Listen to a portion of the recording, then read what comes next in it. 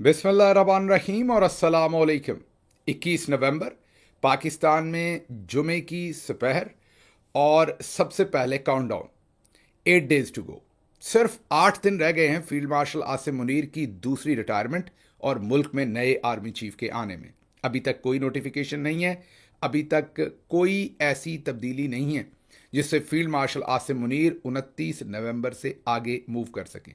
अभी तक की सूरत हाल यही है कि 29 नवंबर की शाम का जब सूरज गरूब होगा तो फील्ड मार्शल आसिम मुनीर का ये जो काला दौर है, स्याह दौर है पाकिस्तान की तारीख का, ये एक वो अनडिक्लेयर्ड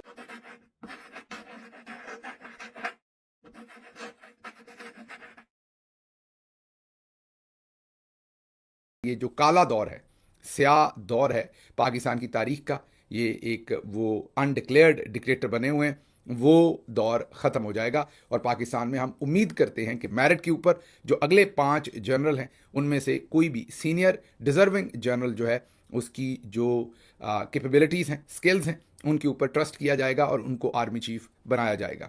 अब चलते हैं आज की अहम खबरों की तरफ और आज की पहली खबर आपके सामने दुबई से रखते हैं, जहां पर एयर शो के दौरान इंडियन एयरफोर्स का तैयारा गिरकर तबाह हो गया है, उसका पायलट भी हलाक हो गया है। जी, इन दिनों दुबई में एक एयर शो हो रहा है जिसमें डिफरेंट किस्म के जो हवाई जहाज़ हैं या फाइटर जेट्स हैं, तमाम का डिस्प्ले किया जा रहा होता है। हर साल ही तकरीबन ये आई गेस एयर शो होता है वहाँ पर। पाकिस्तान एयरफोर्स भी वहाँ पर पहुँची हुई है। हाल ही में पाकिस्तानी एयर चीफ ने भी वहाँ का दौरा किया था, जो पाकिस्तान का वहाँ पर डिस्प्ले है उसको। इसी तरह इंडिया ने भी अपना डिस्प्ले वहाँ पर रखा हुआ था और डिफरेंट दुनिया के जो तैयारे बनाने वाली कंपनीज़ हैं या एयरफोर्स है या डिफरेंट जो इस शोबे से लेने देने वाले लोग हैं वो वहाँ पर अपनी प्रोडक्ट्स को डिस्प्ले करते हैं। पाकिस्तानी एयरफोर्स ने भी जो अपने जहाज़ हैं उनको वहाँ डिस्प्ले किया, उसके करतब दिखाए, उन्होंने वहाँ उड़ान भरी। बिल्कुल इसी तरीके से जो इंडियन एयरफोर्स है उन्होंने भी अपने वहाँ पर जो तैयारे हैं उनको डिस्प्ले किया। गालिबन ये जो जहाज़ तबाह होने वाला है इसका नाम तेजाज़ है। ये वाले जो जहाज़ हैं, अगर मैं सही प्रोनाउंस कर रहा हूँ, गलत कर रहा हूँ तो माजरत।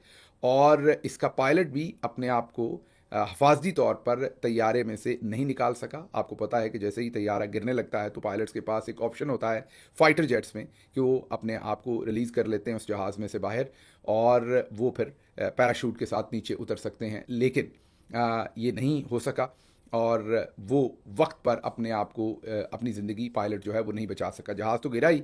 ये हम आपको फुटेज दिखा रहे हैं स्क्रीन के ऊपर। ज़रा एक दफ़ा इस फुटेज को देख लीजिए कि ये हुआ क्या है।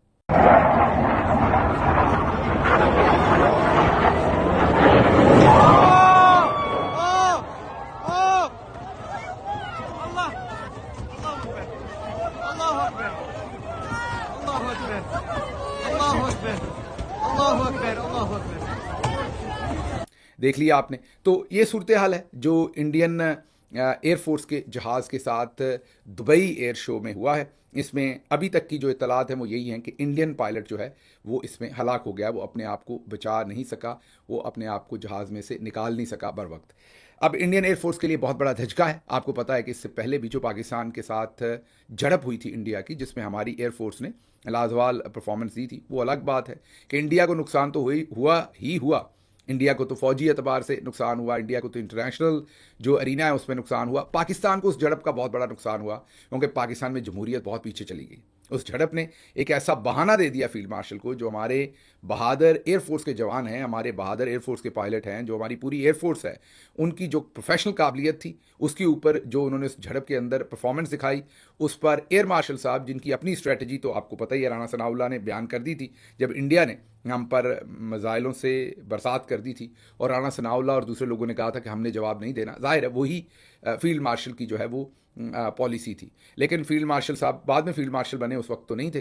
तो लड़ाई तो वो लड़ी थी एयरफोर्स ने, तो उसका एक नुकसान तो इंडिया का हुआ जाहिर है। जैसे मैंने आपको बताया, इंटरनेशनल जो अरीना है उसके अंदर इंडिया ने अपनी जो परसेप्शन थी, प्रेस्टीज थी, उसको लूज़ किया, वो तो हुआ ही हुआ। लेकिन इन हाउस पाकिस्तान को भी उस झड़प का बहुत नुकसान हुआ और हमारी जो जमहूरियत है वो कई कोस पीछे चली गई और उस बहाने से जो आसिम मुनीर हैं उन्होंने उसको इस्तेमाल किया और ख़ुद फील्ड मार्शल बन गए। अब तो दूसरा नुकसान ये किया कि एयरफोर्स को अपने नीचे ले लिया। तो आप यही कह सकते हैं उसे छुट्टी ना मिली जिसने सबक याद किया। तो बेचारी एयरफोर्स जिसने परफॉर्म किया, हमेशा परफॉर्म किया, बेचारा मैं कोई और तरह से नहीं कह रहा, जाहिर है वो हमारा ऑनर है, मैं तो उनका बड़ा ही एहतराम करता हूँ हमारी एयरफोर्स का, तो उन्होंने हमेशा परफॉर्म किया, लेकिन उनको इस दफ़ा परफॉर्मेंस दिखाने की वजह से ही उनका नुकसान हुआ।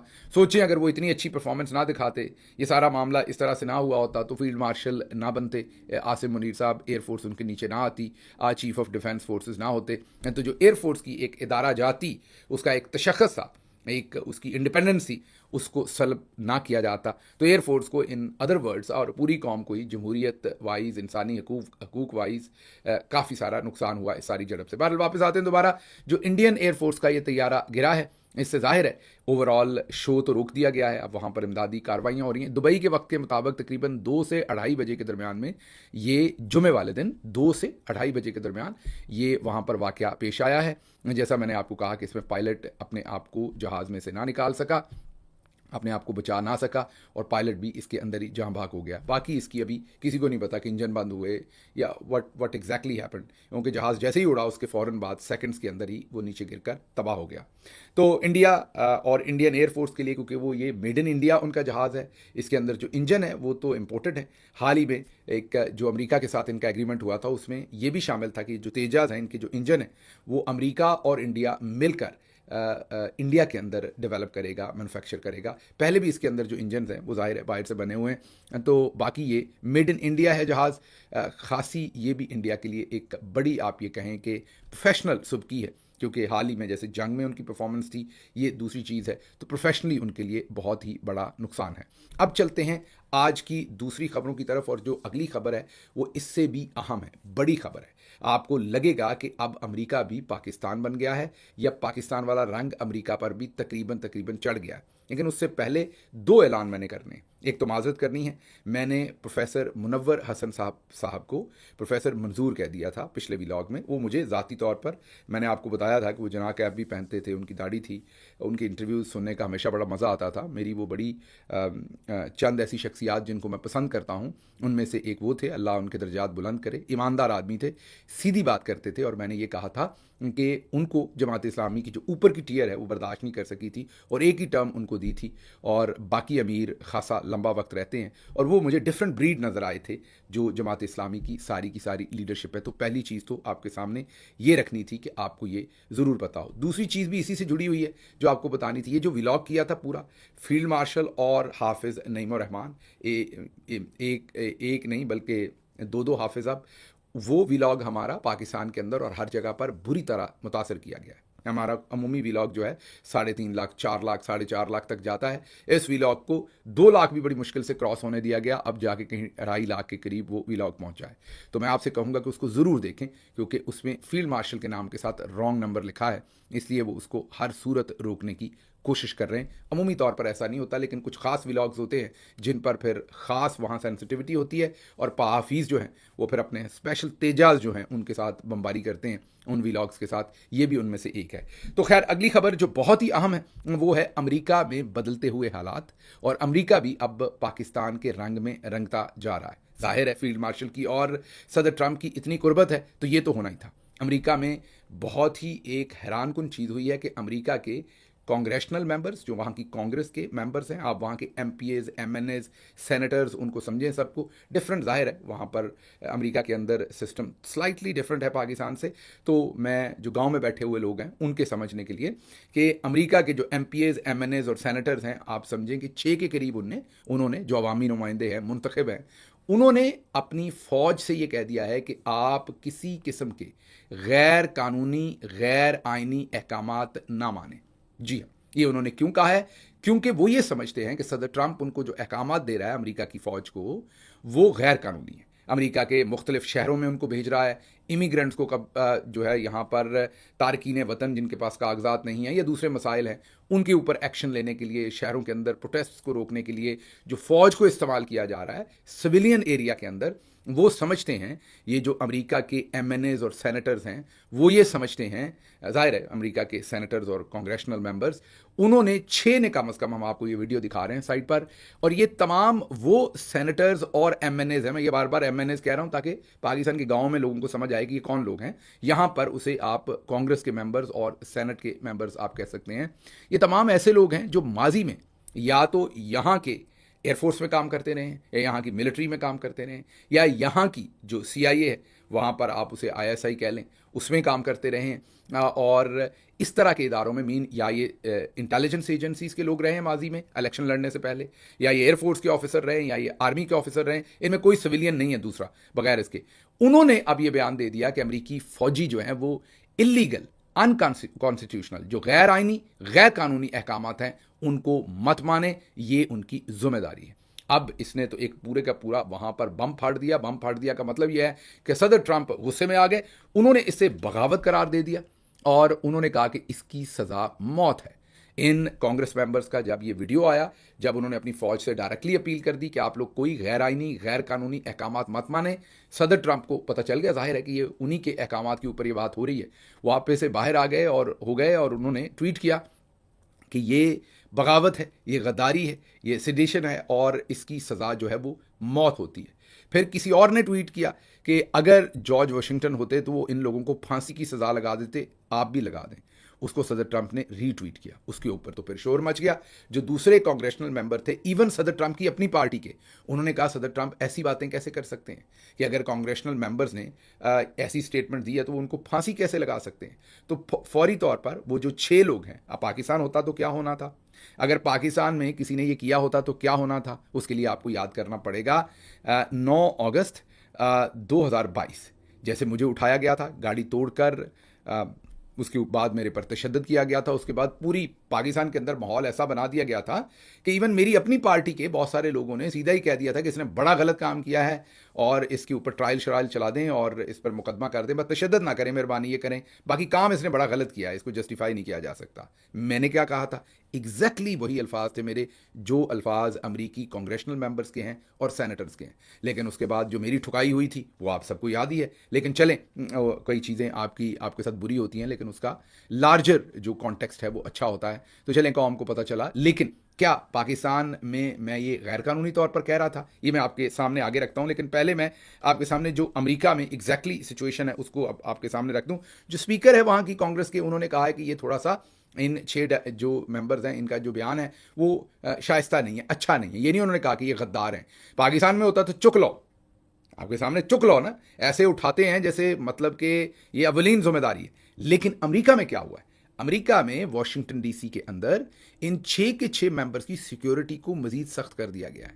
उलट ना समझ लीजिएगा पाकिस्तान की तरह कि वीगो डाले आ गए हैं और उन्होंने सिक्योरिटी के चक्कर में इनको उठा लिया, नहीं, उन्हें पुलिस की गार्ड और ज़्यादा दे दी है कि इनको कोई नुकसान ना पहुंचा दे, मतलब उनको मजीद महफूज किया है। ये नहीं कि उनके कपड़े शपड़े बाजवा साहब ने उतरवा के तो फ़ोन पे कहा है कि इसको और कुट लगाओ और मुझे वीडियो बना के दिखाओ। जन बाजवा साहब वीडियो देखना चाहते थे मुझ पर तशद्दुद की, और जब मुझ पर तशद्दुद हो रहा था तो बार बार उन्हें कहने वाले कहते हैं कि वीडियोज़ बना कर भेजी जा रही थी। वीडियोज़ तो वो बना रहे थे, लेकिन बाद में मुझे पता चला कि वीडियोज़ वो मंगवा रहे थे देखने के लिए, उनको सुकून मिल रहा था कि ये तशद्दुद हो रहा है। फिर बाद में उन्होंने पाकिस्तान के एक बहुत बड़े मायनाज सहाफ़ी को ये कहा, एक उन्हें तोहफा भी उनकी खिदमत में पेश किया और उनको ये कहा कि तुम्हारे साथ जो ज्यादती हुई वो मैंने नहीं करवाई, लेकिन जो शहबाज गिल को उठवाया था वो मैंने उठवाया था। चलें, आपकी मेहरबानी, आपको यही करके सुकून मिला होगा। बहरहाल अब अमेरिका के अंदर ये एक लीथल किस्म का एक आप ये कहिए कि मामला चल रहा है एक दूसरे के साथ, क्योंकि वहाँ भी सदर ट्रंप बार बार वहाँ की फ़ौज को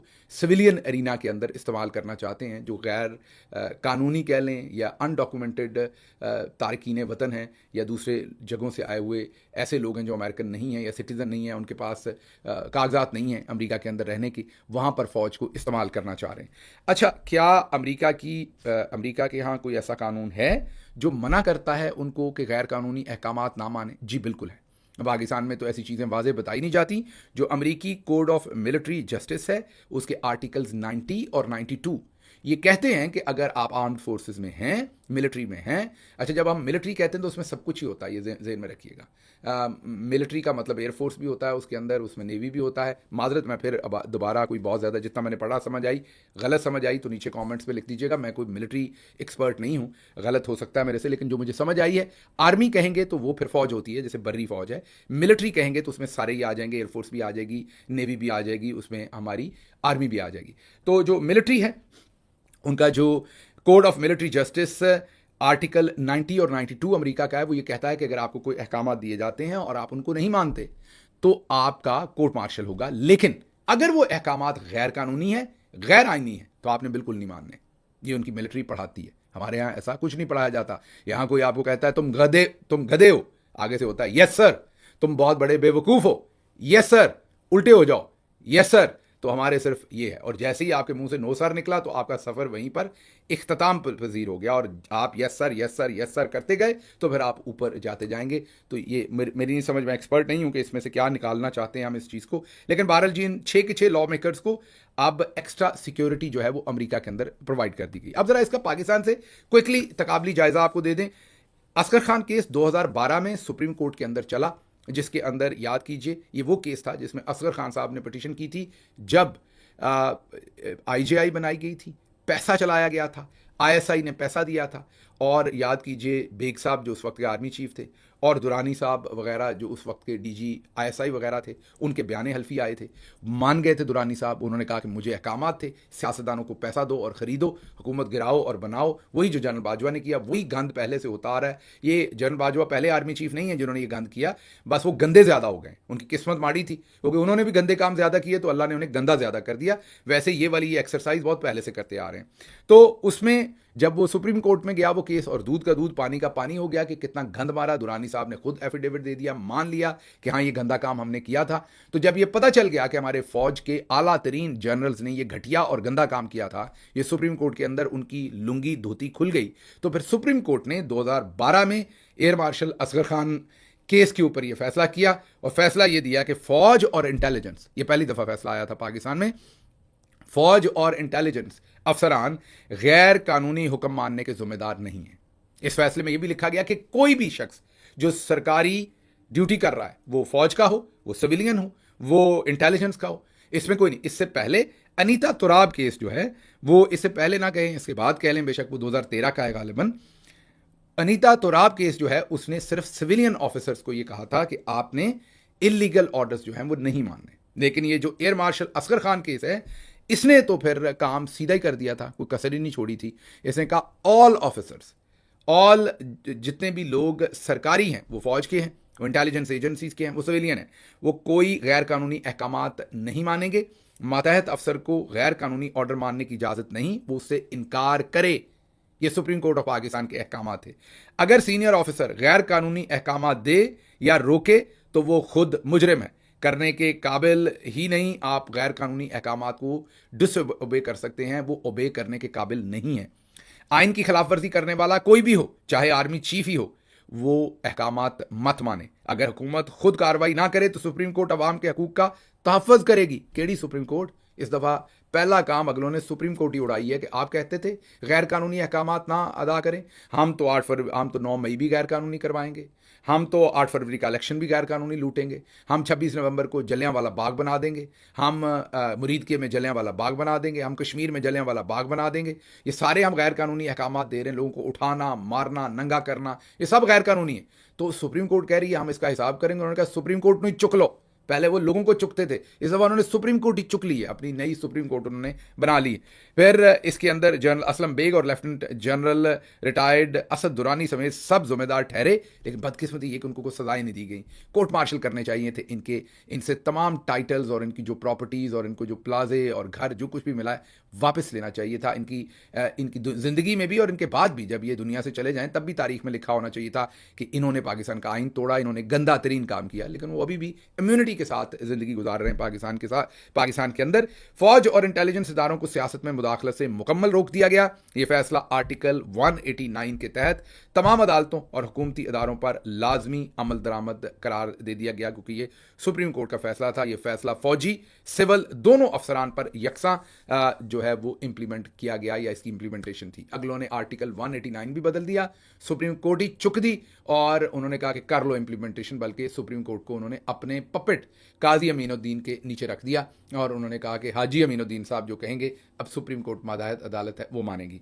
खबर कंप्लीट करने से पहले एक वाकया आपको सुना दें। वाकया है 16 मार्च 1968, 16 मार्च 1968 का, वियतनाम वॉर से, वियतनाम की जंग में, जब अमरीकी फ़ौज के एक ऑफिसर लेफ्टिनेंट विलियम कैली ने ये अहकामात दिए एक गांव में कि 500 से ज़्यादा नहत्ते शहरियों को, औरतें, बच्चे, बूढ़े, उनको कत्ल कर दो। और जो फ़ौजी थे वहाँ पर उन्होंने अपनी जो बंदूकें थीं उनसे गोली चलाना शुरू कर दी और उनको कत्ल करना शुरू कर दिया। उसी वक्त एक पायलट जो जहाज़ उड़ा रहे थे, अमेरिकी पायलट ही थे और उनका नाम थॉमसन था, उन्होंने अपना जो हेलीकॉप्टर था वो बिल्कुल उन निहत्थे लोगों और अमेरिकी फ़ौजियों के दरमियान में उतार दिया। वो ख़ुद भी अमेरिकी मिलिट्री के ही मेंबर थे, वो जो हेलीकॉप्टर के पायलट थे थॉमसन, उन्होंने वो थॉमसन जूनियर, उन्होंने वह हेलीकॉप्टर उतारा और उन्होंने जो अमेरिकी फ़ौज का ऑफिसर कैली था वहाँ पर, उसको उन्होंने मुखातब करके कहा कि अगर तुमने ये गैर कानूनी अहकामात जारी रखे और इन निहत्थे लोगों को कत्ल करने की कोशिश की तो मैं अपनी स्टेन गन से तुम्हें शूट करूँगा और तुम्हें मार दूंगा। खैर वो मामला रुक गया, जो लोग मारे गए, बाकी लोग बच गए। उसके बाद बहुत देर तक, तकरीबन शायद 30 साल तक, जो थॉमसन था, जो पायलट था जिसने रोका था, उस पर अमेरिका में तनकीद हुई। और जो कैली था उसको ज़ाहिर है शुरू में तो कुछ नहीं हुआ, लोगों ने कहा कि ये बड़ा अच्छा काम कर रहा था। फिर उसको उम्र कैद दी गई, सारी ज़िंदगी घर के अंदर कैद नज़रबंद रखा गया कि इसने निहत्थे लोगों को मरवाने के ऑर्डर दिए थे। उसकी बेइज्जती भी हुई, कोई ऑनर ना रहा। और जो थॉमसन जूनियर था, जिसको शुरू में तनकीद की गई 30 साल, उसके बाद उसे अमेरिका का बड़ा अवार्ड मिला और उसे फ़ौजी एकेडमीज़ में एक हीरो के तौर पर पढ़ाया जाता है, बताया जाता है कि गैर कानूनी, गैर आइनी अहकामात नहीं मानने। और थॉमसन जूनियर की मिसाल दी जाती है कि गैर कानूनी अहकामात हों तो ऐसे डट के खड़े होना है। काश हमारे पास भी कोई थॉमसन जूनियर हो, वो जो 26 नवंबर को खड़ा हो जाता और कहता कि मैंने अपनी बंदूक इस तरह को सीधी कर देनी अगर शहरियों को कत्ल किया तो। हमारे भी काश कोई मुरीद के में होता, कोई हमारे पास कश्मीर में होता, लेकिन ऐसा नहीं है। मैं ये नहीं कह रहा बंदूक सीधी करके मार देता, लेकिन कम अज़ कम आवाज़ तो उठाता, कम अज़ कम वो कहे तो सही कि ये गलत हो रहा है, आप इसको बंद कर दें। तो अमेरिका में ये मिसाल मौजूद है और ये सुनहरी हरूफ में अमेरिका की तारीख में लिखी हुई है। ये बहरहाल आगे चलते हैं, ये सूरत हाल अब अमेरिका में भी बन गई है। आगे जी, बाबर नवाज़, ये गरम गरम खबर है ये भी। बाबर नवाज़ जो इस वक्त इलेक्शन लड़ रहे हैं, हरीपुर और हवेलियाँ, वो सारा, आज हमारे एक दोस्त कह रहे थे वो हरीपुर नहीं गए थे, सुहेल अफरीदी, वो हवेलियाँ गए थे। मैं लार्जर एरिया की बात कर रहा था, जाहिर है उसके अंदर स्पेसिफिक एरियाज़ तो फ़र्क होंगे, लेकिन उस वहाँ पर जो नून लीग के कैंडिडेट हैं बाबर नवाज़, उन्होंने अब राब्ता कर लिया इलेक्शन कमीशन से कि सुहेल अफरीदी को जो है वो नाअहल कर दिया जाए, क्योंकि उसने बहुत ही ख़तरनाक बयान दिया है कि इलेक्शन के अंदर धांधली ना की जाए। पाकिस्तान में आजकल अच्छा बयान देना भी ख़तरनाक है। देखते हैं अब चौधरी साहब सुहेल अफरीदी के साथ क्या करने की कोशिश करते हैं। ये बहरहाल जैसे भी खबर डेवलप होगी आने वाले दिनों में वो आपके सामने रखेंगे। अच्छा, अगली खबर जो मैंने आपको देनी है क्विकली, वो फैसलाबाद पुलिस मुकाबले में हलाक होने वाले मोहम्मद आसिफ, जो TLP के रुकन और उससे पहले फ़ौज में रहे हैं, और उनके बारे में हमने 2-3 दिन पहले एक खबर की थी, हमारी खबर, और उसके अलावा सोशल मीडिया पर भी चल रही थी, काफ़ी शोर था। उसके बाद BBC ने उसके ऊपर एक इन्वेस्टिगेटिव स्टोरी की है। कुछ ज़्यादातर चीज़ें तो हमारी खबर की कंफर्म हो गई, उस सारी चीज़ के अंदर एक आध चीज़ उसमें फ़र्क है, क्योंकि सच बात पूरी आपके सामने रखनी चाहिए। अगर हमारी स्टोरी में और फिर ग्राउंड से स्टोरी में कुछ फ़र्क निकलेगा तो वो भी बताना हमारी ज़िम्मेदारी है। तो फ़र्क ये निकला है कि हमने ये कहा था कि उन्होंने मुरीद के बाद, हमने मतलब जो ज़ाहिर है सोशल मीडिया के ऊपर क्लेम खुद से ही आसिफ साहब ने और दूसरों ने किया था कि मुरीद के वाक़े के बाद